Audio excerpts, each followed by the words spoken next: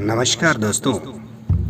विश्व आदिवासी दिवस पर आज आपके लिए प्रस्तुत है आधुनिक दुनिया के समानांतर एक और दुनिया, आदिवासी संसार। क्योंकि हम ये मानते हैं कि हम आज तक के मानव इतिहास के सबसे विकसित इंसान हैं, जो लगभग हर क्षेत्र में तरक्की कर आज इतना सक्षम बन गए हैं कि हम अपने आप को इस दुनिया का मालिक समझ बैठे हैं।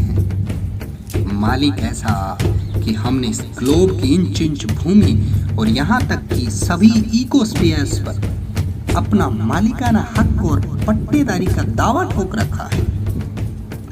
परंतु प्रकृति तो प्रकृति होती है। सवाल ये उठता है कि इस विशाल, विस्तृत, जटिल, असीम और विविध प्रकृति पर मानव प्रभुत्व का दावा ठोकने वाला यह इंसान क्या स्वयं दुनिया के हर कोने पर अपने समस्त होमो सेपियंस को अपने विकास और मुख्य धारा के मानक तक लेकर आ पाया है? आइए कुछ विचार करते हैं और शुरुआत से करते हैं। आधुनिक सभ्यता की किताबों में मानव सभ्यता का आरंभिक मानव आदि मानव के नाम से जाना जाता है।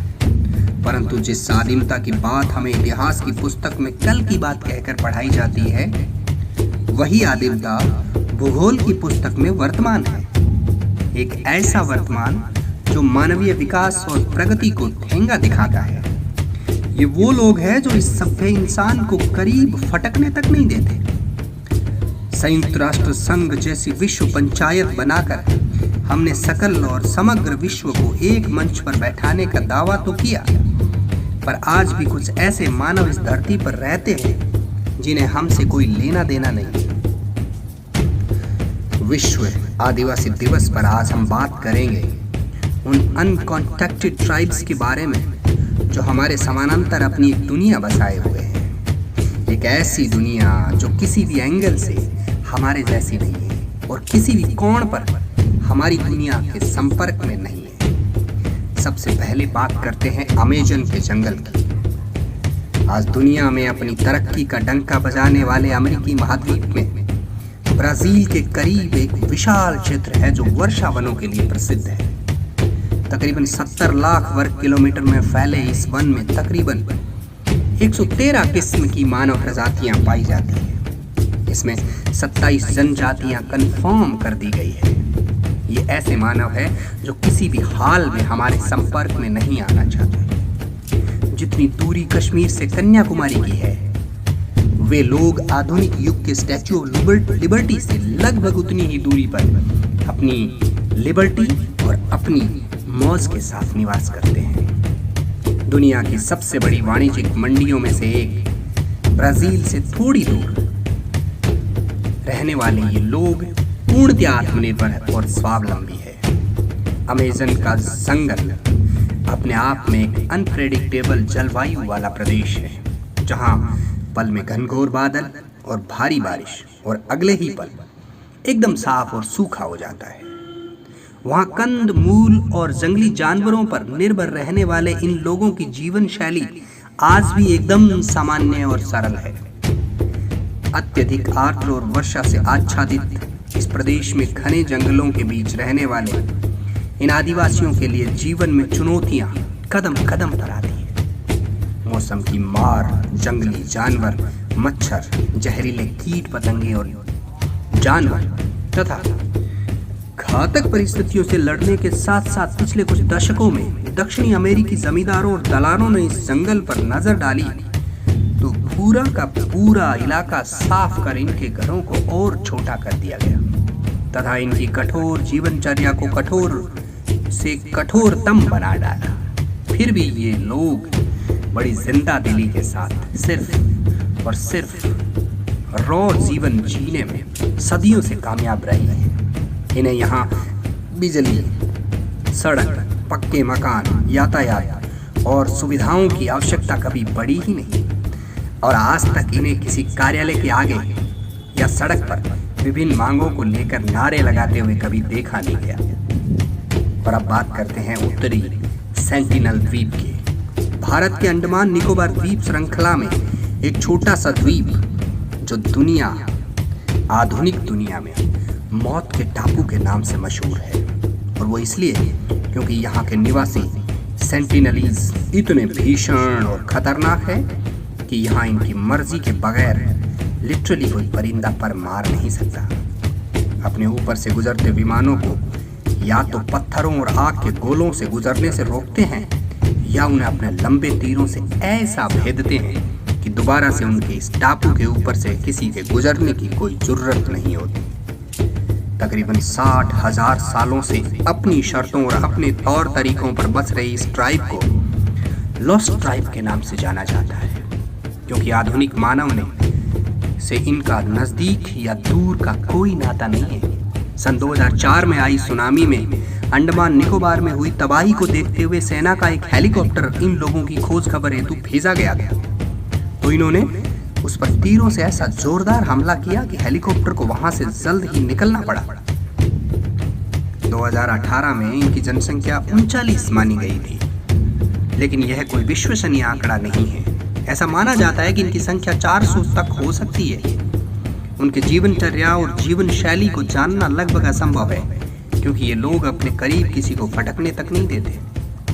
अमेरिकी क्रिश्चियन मिशनरी के एक व्यक्ति जॉन एलन शो ने इनके करीब जाने की हिम्मत की तो उसको उन्होंने धृष्टता माना और उसे तीरों से बीन कर मार डाला।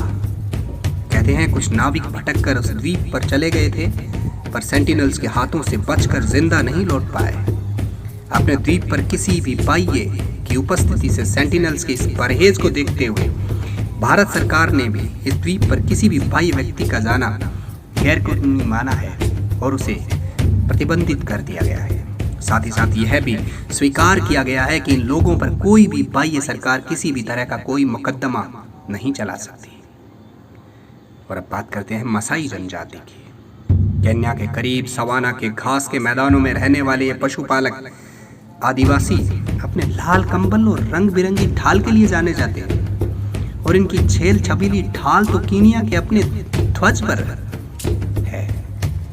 मो भाषा बोलने वाले ये लोग बहुत अच्छे पशुपालक हैं तथा ये मूलतः ताज़ा दूध और ताज़ा रक्त का सेवन करते हैं। जी हाँ, ताज़ा रक्त का।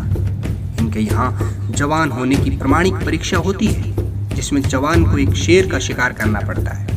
इस प्रकार से ये लोग ऑड सिचुएशन में अपना अस्तित्व बनाए रखने में सदियों से कामयाब हैं। ऐसा नहीं है कि दुनिया भर के आदिवासियों के लिए सिर्फ प्रकृति या परिस्थितियां ही चुनौती प्रदान करती रही हैं, बल्कि खुद ये लोग अपने लिए अपनी परंपराओं और रिवाजों से अपने जीवन को और ज़्यादा कठिन बनाकर रखे हुए हैं। मसलन अपने शरीर पर विभिन्न बदबूदार और तेलीय पदार्थों का लेप करना, आजीवन स्नान न करना, बाल व नाखून आदि काटना, अपने दुश्मन की बलि दे देना, चिंटियों से खुद को कटवाना या गाय आदि पशुओं को अपने शरीर पर चलाना, चेहरे और शरीर के कोमल स्थानों पर दर्दनाक तरीके से टैटू गुदवाना, अपने से बहुत ज्यादा बड़ी स्त्री से संभोग करना, 4 दिन लगातार ना सोने का व्रत धारण करना, शैतानी शक्ति प्रवेश करवाना, बचपन की यादों को समाप्त कर जवानी में प्रवेश करना तथा समाज और परिवार के सामने नग्न प्रस्तुत होकर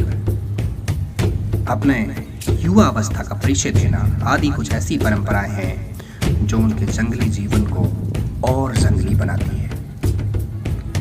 चंद पिछड़ी जनजातियां जो कि कमोबेश विकसित और सभ्य हैं, उनको आरक्षण देकर हम निकल पड़े हैं अंतरिक्ष में मानव की तलाश में, किसी दूसरे मानव की, जबकि हमारी अपनी जमीन पर हमारे जैसे बहुत सारे भाई ऐसे हैं जो हमें देखना तक पसंद नहीं करते। ऐसा नहीं है कि इनको मुख्य धारा में लाने का प्रयत्न नहीं किया गया, अनेकों बार इन्हें जोड़ने के प्रयत्न किया गया, पर इनके जीवन में आज भी इतनी आदिमता है कि इनको मुख्य धारा में लाना लगभग असंभव ही है। इन मामलों के जानकार प्रोफेसर प्रमोद कुमार बताते हैं कि इन्हें अगर अचानक मानव सभ्यता के संपर्क में लाया जाए तो यह बहुत ही खतरनाक साबित हो सकता है, आधुनिक सभ्यता के लिए भी और इनके लिए भी। पहली बात तो यह है कि इनके तौर तरीके हमसे मेल नहीं खाते, और दूसरे विभिन्न संक्रामक बीमारियों के लिए ये लोग बहुत ही वल्नरेबल हैं। और चूंकि हम लोग तो विभिन्न टीकाकरण करवाकर एंटीबॉडी बना लेते हैं, लेकिन इनके लिए यह सब खतरनाक हो सकता है। जानकार बताते हैं कि कुछ आदिवासियों ने जब कपड़े पहनने शुरू किए तो उन्हें रैशेज हो गए और जगह जगह से छील गए। तो इस तरह मेरी पूरी दुनिया से ये आशा है कि हम लोग तकरीबन हर समस्या के लिए लेबोरेटरी और शोध केंद्र खेल खोले बैठे हैं। तो क्यों ना एक शोध केंद्र, एक लैब, एक लाइब्रेरी और एक संवेदनशील लोगों की टीम का गठन इनके लिए भी किया जाए, जो उन लोगों की अपनी दुनिया में अतिक्रमण किए बिना उनके कल्याण और प्रगति के मार्ग को प्रशस्त कर सके। धन्यवाद दोस्तों।